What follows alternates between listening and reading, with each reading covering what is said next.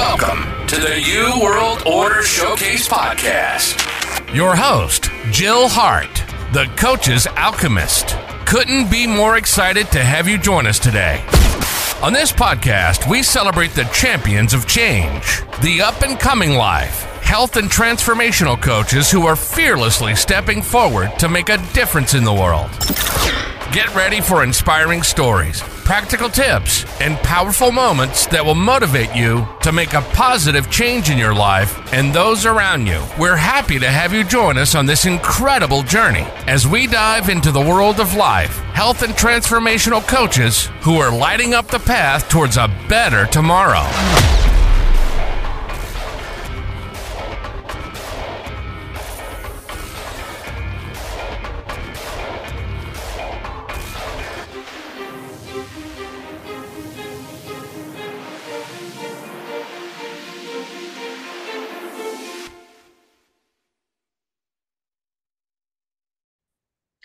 Hi, and welcome to the New World Order Showcase Podcast. Today, we're talking with Teresa Phelps.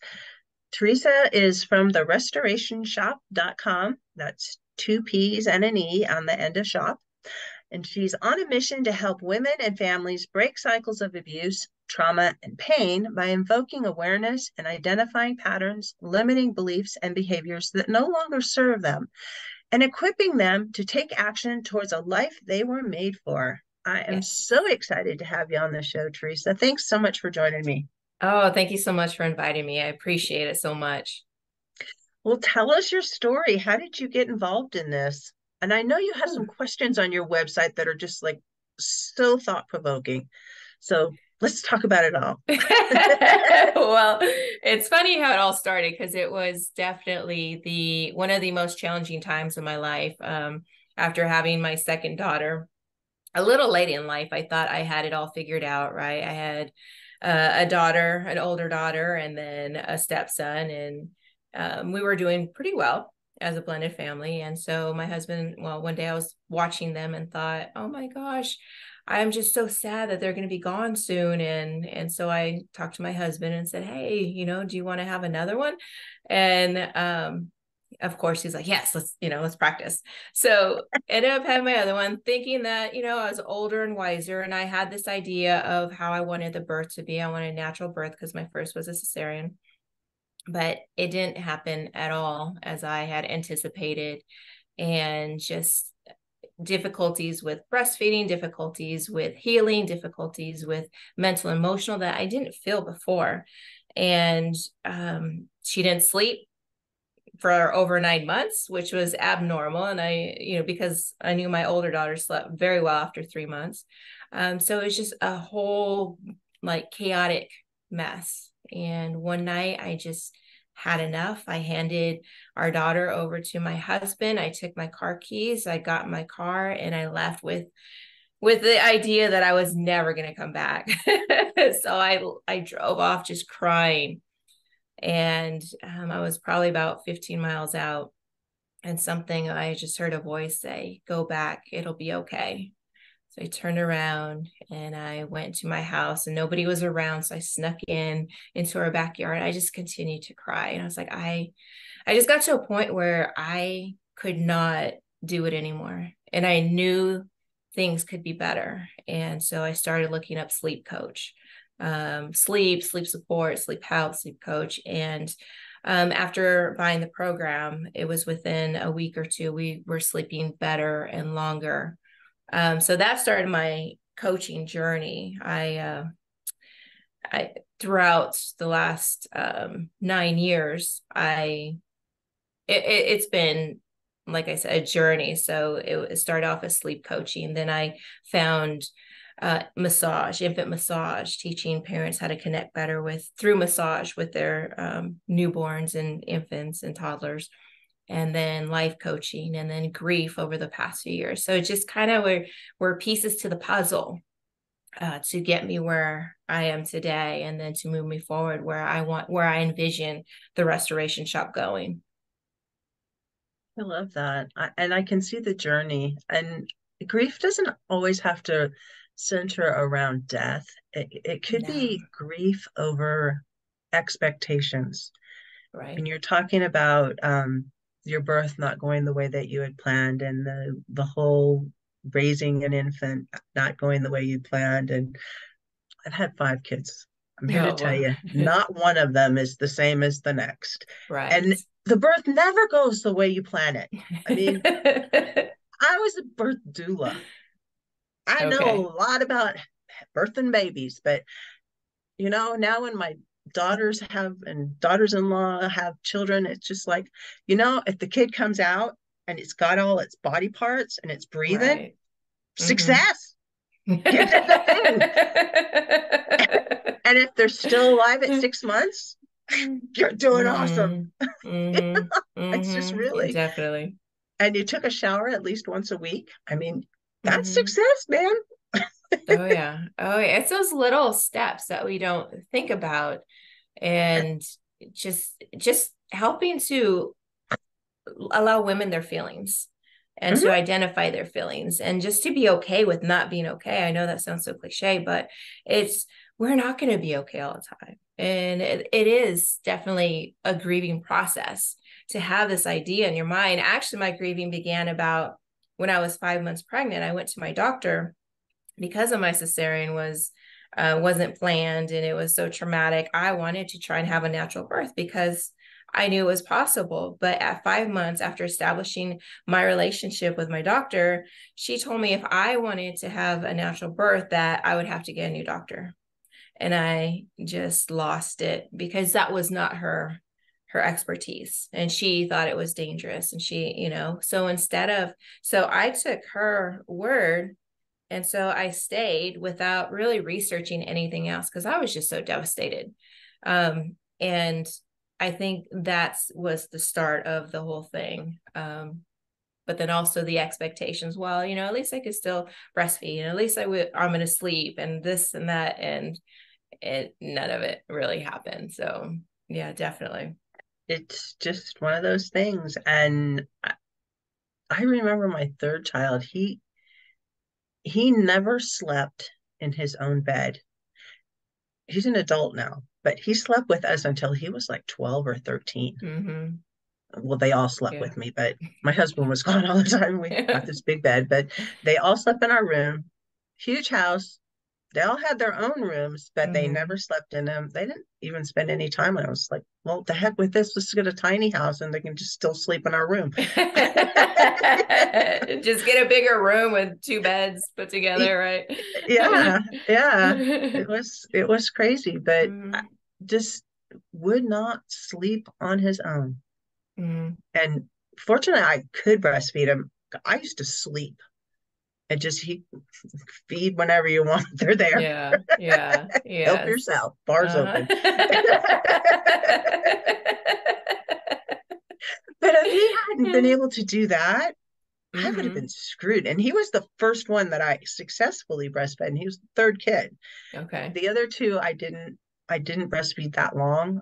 I tried, but it was back in everybody's got to work days, and I went back to work and really, I was a crappy mom for the first 2. I learned more. I had him later in life. I had the last 3 when I was after 38. He was born when I was 38. The last one at 44. So I had expectations too. And fortunately, I didn't hold on really tightly to them. But I know lots of women who they're getting ready to have babies and they want the whole birth plan thing. I laugh when people tell me, oh, I've got a birth plan. It's like, yeah, take it to your doctor and he'll say, oh, yeah, sure. And when you get there and the nurses start, their shenanigans, and they always do, it's going out the window. The birth is going to happen however that birth is going to happen. And you're not in charge. I know you want to be, but it's just not happening. Right. Well, what's interesting when you say that is when my husband and I went to the hospital tour, and we took the class that they have. The tour was amazing because they're like, you're going to be in individual private rooms, and this is what it's going to look like. Well, the day that I was going to have the cesarean, they told me, well, it seems like everybody started having babies last night, so all our private rooms are full. so we're going to put you in another room. And I I had an allergic reaction to the antibiotics, and then just tough recovery. And then when I was able to, when they were going to wheel me into my room, they wheeled me into this huge room with curtains. So there was 4 other women and their families in this room, like separated by curtains. And that When was baby not cries, private. That all was, babies cry. and you can hear everything, and you can just, yeah. By day 3, I was just kind of done with it. And that was just not something I wanted to do again. I had my second one was born in a military hospital, and we were on a ward, the curtain thing. Mm-hmm. I was like, you could not get me out of there fast enough. I'm like, Yeah. I'm ready to go home now. They weren't going to let me have him. They were like, I, he was coming. Mm-hmm.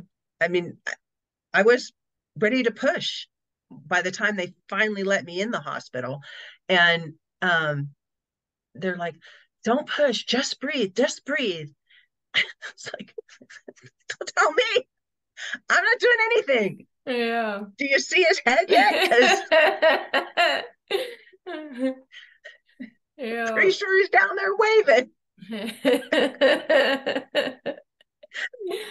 Oh. Yeah, it's a totally, you have all these expectations. And I think that sometimes you're fed these expectations. Mm-hmm. They build your hopes up to like, yeah, you can tell us how you want the birth thing experience to be. And they just absolutely ignore the whole thing. It's just going to be Yeah. however they want it to be. Yeah.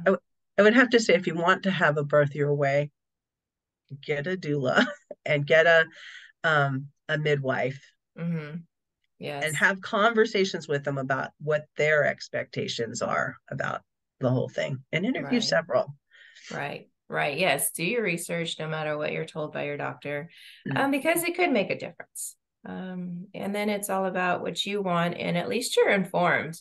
Maybe it is dangerous. Maybe I'm willing to, um, risk some of these things. Maybe I really do. If I could go back, I really do wish I would have researched it more and talked to more people who are informed, because I know women who have had several C-sections and have had a natural birth. So definitely research and talking to people who are more knowledgeable.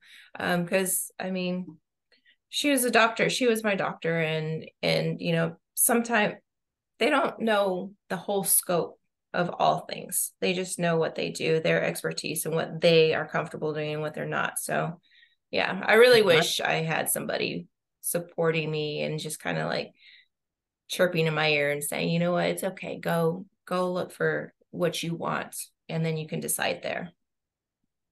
yeah, and not all doctors graduated at the top of their class, and not all doctors are experts in all parts of their field.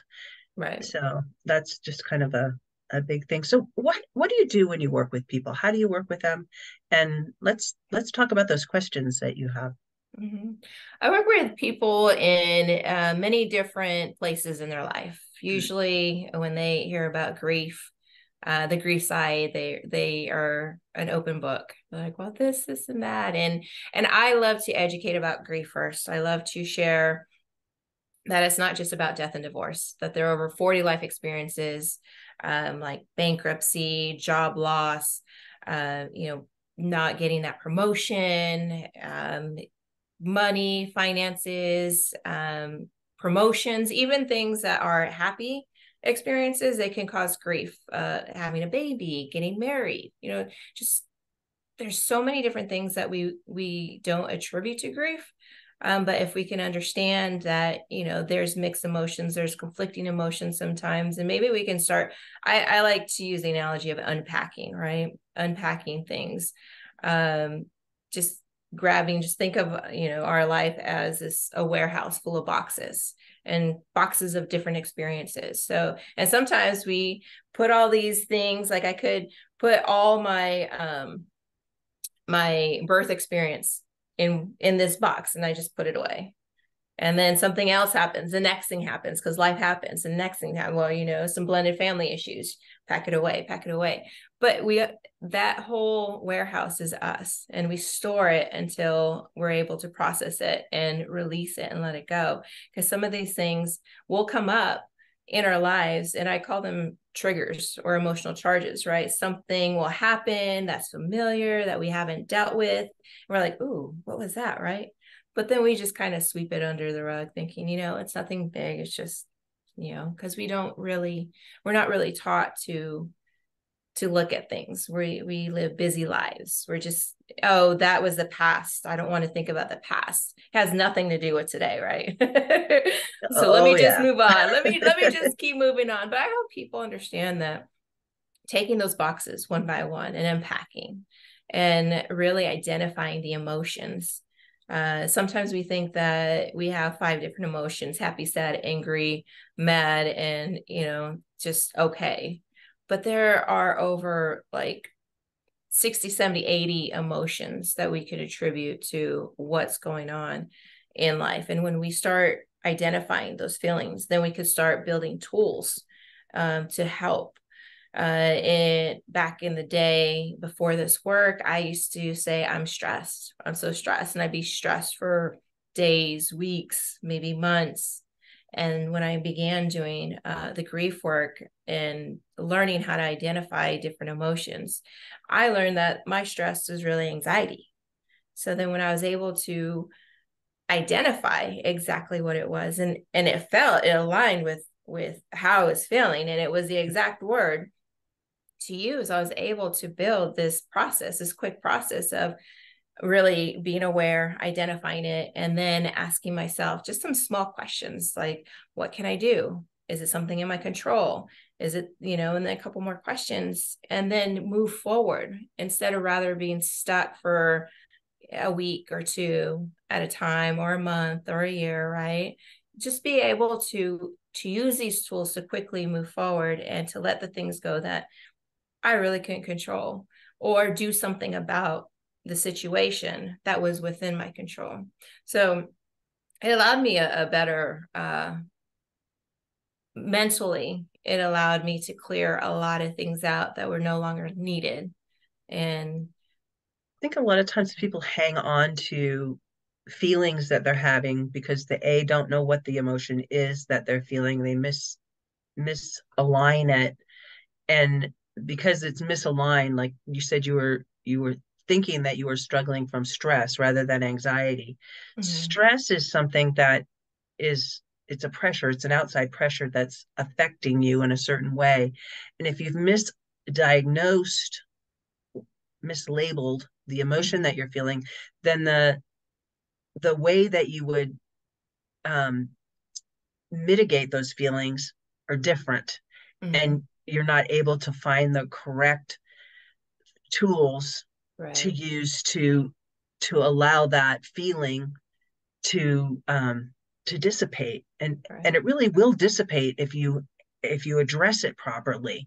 And it's that secret code, if you will, to helping your body process emotions, because your body generates chemicals every time you have an emotion, and it's a different chemical for different emotions that you're feeling. And if you don't know how to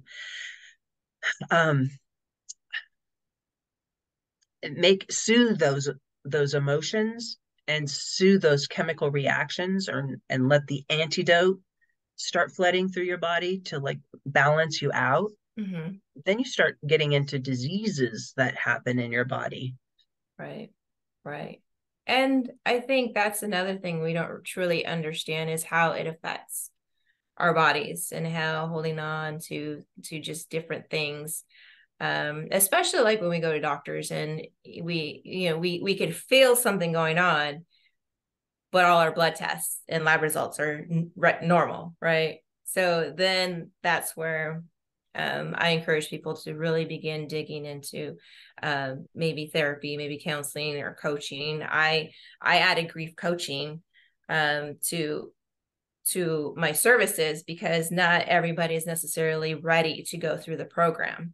So then, it's just helping them realize these different things, not only the loss that they've suffered recently and how it affects them, but different losses in their lives. So just helping them through and unpack the things that are going on right now, because people's lives change overnight, especially during death, divorce, just different things that can happen. So, getting them through those first emotions of disbelief or numbness or overwhelm, and helping them realize that it's, there's so many areas in life that are affected, and to be able just to focus on one thing or another, or I'm going to let this go for now and move forward, right? And to have people who are there, who understand, who aren't saying, oh, time heals all wounds, or just stay busy, right? Don't feel bad, it'll be okay. There's so many different things, and I call it the noise in our lives that isn't like, I say that people are well-intended, or they mean well, but it doesn't necessarily sit well with us, because what they're saying up here, yes, it makes sense, but our hearts are like, no, I want it differently. So it's being able to kind of manage that conflict between the two. You get flooded with all of these different emotions at one time. Sometimes when you go through some of these bigger things like, divorce or losing your job, even, you become paralyzed because you just cannot process all of the stuff that's going on. And so you just do nothing. We call it depression. But I think depression is just a combination of so many different things that are, I would say, attacking you at one time, right, that you're not able to process. You can't separate them, and you can't process them. And, all trauma teaches us something. We can learn from it, and we can be better prepared for other things that come along in our lives, or we can reframe it in a way that helps us, even if we're lying to ourselves about it. right. But it allows us to move on with our life. Whereas if you're just caught in a situation and you feel disempowered to handle it, and then you've got these people coming along saying, oh, it's nothing, don't worry about it, it'll get better later. Right. Well, that doesn't help you right now. And it's not usually going to get better later unless we take some active steps in doing something different than what we've been doing. And so it's helping people realize the things that we've been taught about grief, the things that have said to us, and then just stay, waiting for the problem to solve itself. It's like me and you, we're driving down the road, right? And then we get a flat tire. So I pull over and, we flip a coin, see who's going to change a tire. I lose, and so I go out there, I take active steps to go out there to change a tire. But the other way is, we're driving down the street or driving down the road, and flat tire, pull off to the side, and we say time heals all flat tires, right? So it's kind of funny the way we can think about how we've really been taught to not be very proactive when it comes to certain things. Yeah, and just the whole gamut of emotions that we feel. Yeah, it's rare that people are raised understanding, hey, a parent would say to a child, what you're feeling is frustration because that's not going the way you want it to go. You're not angry, you're frustrated. Those are different emotions, right, and they need to be handled differently. And, or what you're feeling right now is joy. You're happy, but you're feeling joy. right. Eyes are all lit up. You feel like something super special inside. But we don't teach those things. Right. And then where do we feel it, right? In our bodies. Yeah. So really it's a lot of self-awareness in different areas of our life, especially how we respond to others and how how we respond to experiences. I really love this exercise that I have for my groups or for individuals. And there's this chart of all these different emotions. And I just asked them to think about one experience on a scale 1 to 10, 10 being the worst, probably about like 5 or 6, just one thing that may, or even something that may be bothering them. And then just to circle the different emotions that they feel, just go through it real quick. And normally there's over 20 different emotions for just that one experience.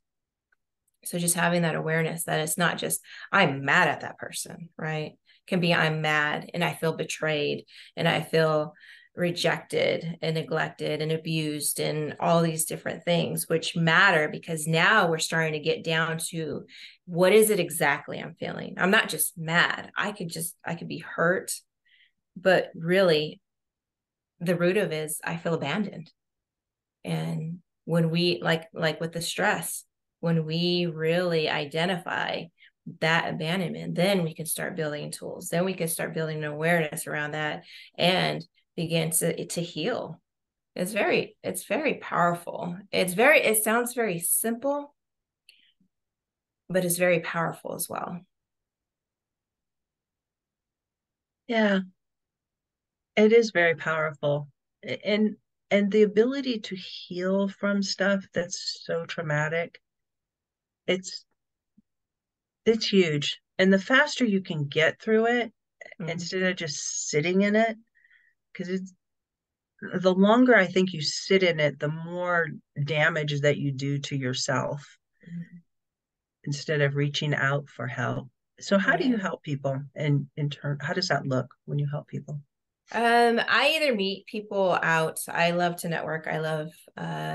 I started doing more speaking, more vendor opportunities, and just asking them where they're at right now in life, and they're in, like I said, I just met a recruit the other day from the police department who is graduating next month. So in his life, he's graduating next month.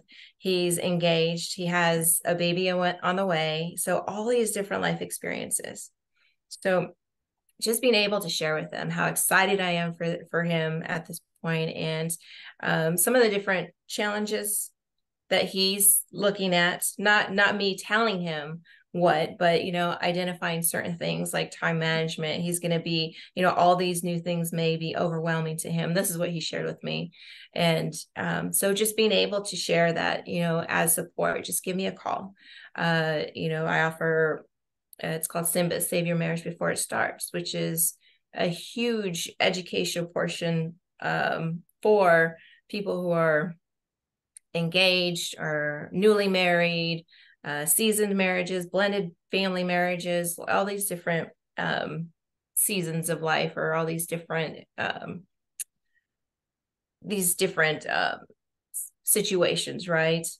So just really talking to people and seeing what they need and seeing where we fit and really helping them get the support. Because if it's not me, I want them to find support somewhere, because I know life doesn't have to be, I say life is hard, but it doesn't have to be so difficult either. So just being able to share with people that there is support out there, that it may seem like life's going good. And yes, life goes good a lot of times, but inevitably something's going to happen that's going to challenge either the relationship or the individuals in the marriage, or in their career, in their finances. Something may happen. And of course, sometimes people say, well, I don't want to jinx my life. But you know what? A lot of things in my life I did not verbalize. I did not, say, hey, I want my mom to die in 2021 and go through this almost year-long probate, right? I did not say all these, speak these things into existence, if you will. They still happen. They happen, and we face them. And I think the other thing is allowing people to understand that they have a choice in how they approach their situations. They could approach it with resentment and hate and anger and still do it, or say, no, I don't want to go through this, or go through it with support, or a different way that they will. But to be able to feel like maybe, things are closing in on you, it feels like it, but we can also choose how we're going to go through it, because I'm not saying it gets any easier. I feel like it's just the way we keep ourselves able to move forward, even if it's just a small step here or a small step there. And in those challenges, then we build resilience. And it seems like as the older I get, the more challenging situations are. So, and when you learn how to deal with a situation that's not optimum, when you handle it with grace, or when you get support, you set up an example for those around you to also do the same thing. yes. So that you're not surrounding yourself with people that are hurting. Mm-hmm. And I think that's been the paradigm for a long time, where we just, put our blinders on and just do what we have to do. And it sets up for future generations to keep making the same mistakes instead of just getting help, learning how to deal with this. And it is really a learning process. I think my question was more like, do you do it one-on-one, or do you work with groups? Okay. Yes, one-on-one and groups. In person right now, for groups, and then one-on-one, either Zoom or in person. Yes. Perfect. And I know that you offer a free gift to people. You want to talk about that a little bit? Yeah, it's the myths about grief, the things that we're told that keep us stuck. It's just basically the education that the Grief Recovery Institute shares with people. And the 6 myths, like I said: time heals all wounds, don't feel bad, just stay busy, just be strong, right? And how these things, again, very well intended, but they only work for so long. And then at the end of the day, they kind of keep us, or they kind of move us towards isolation, towards being misunderstood, towards being as if nobody understands us, or nobody can understand us, because now we're put in situations where we call it Academy Award healing, right?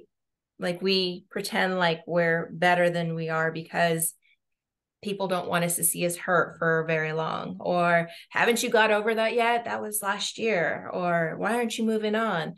So when we start hearing all these different things, we tend to start isolating ourselves, or feeling like we can't share with the people who are around us because they don't want to hear it anymore, or I'm a burden to that person, or all these different beliefs and feelings that start coming along because they are moving on with their life.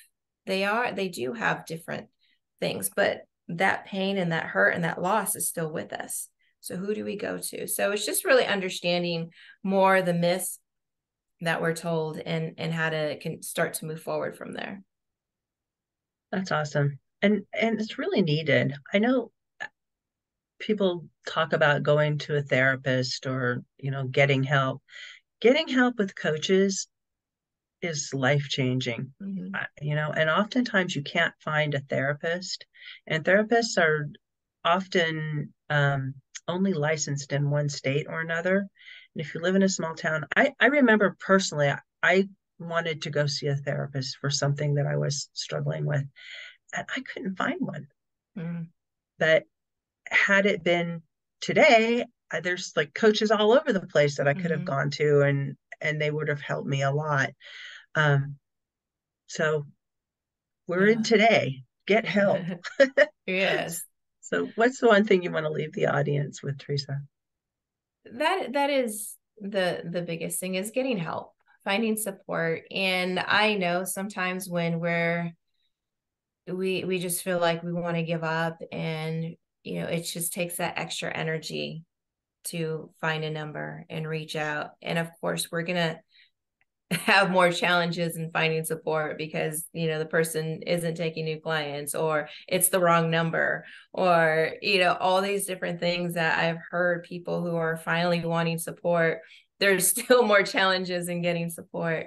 But just maybe even finding people right now, as, you know, somebody who they would go to, maybe set up when things are good right now, right? You know, just finding the support, finding the people that they want to talk to, because it is important sometimes that to know that sometimes our support aren't really the people around us that are very helpful. They love us and they want good for us, but sometimes they may not be the people to continue discussion or continue conversations with, or to even help you along your journey.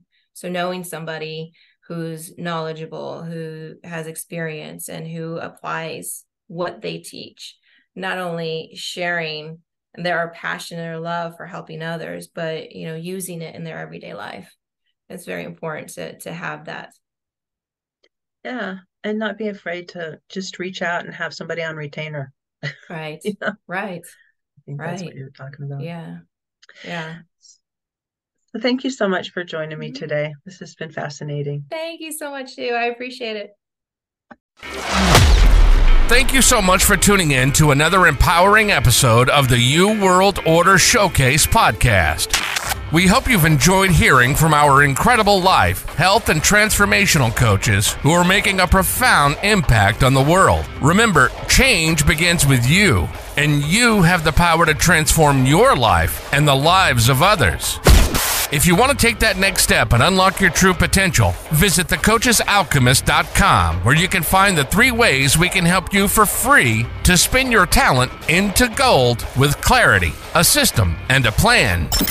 Don't forget to hit the subscribe button so you never miss an inspiring episode. And if you enjoyed today's show, we'd greatly appreciate it if you could leave us a review on your favorite podcast platform. Your feedback means the world to us and helps us reach more people with our positive message. Stay connected with us on social media for updates, behind-the-scenes content, and upcoming guest announcements. You can find us on Facebook at the You World Order, or simply visit thecoachesalchemist.com.